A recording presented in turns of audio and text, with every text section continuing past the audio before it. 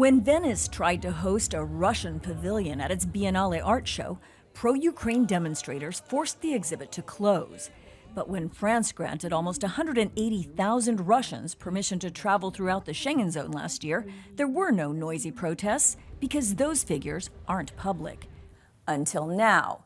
I got my hands on a sensitive EU document revealing that France, Italy, and Spain together grant hundreds of thousands of visas to Russian citizens every year. It's a story that was first reported by another news outlet, Euractiv, which also said that France in particular wanted to keep this data under wraps.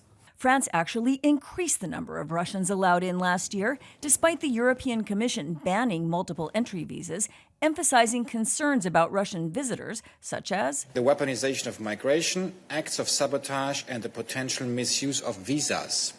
But some take these risks more seriously than others. Countries along Europe's eastern flank have cut their visa approvals for Russian citizens to near zero, and they're urging other EU governments to do the same. The region actually issued more than 600,000 visas last year, and it is increasing.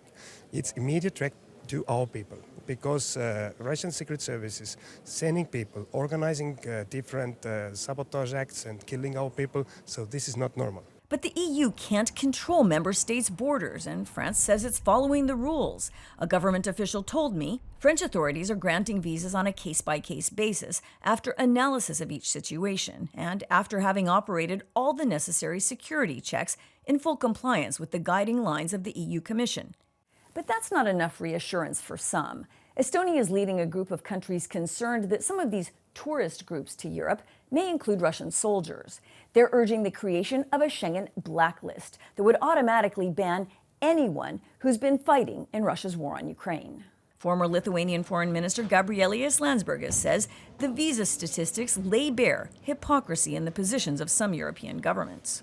Look, we have to imagine a very high probability that the person who fought in the war, who was just recently, maybe days or weeks ago, was killing Ukrainians or trying to kill Ukrainians, then the next thing he knows, he's vacationing in Paris and taking pictures of Eiffel Tower.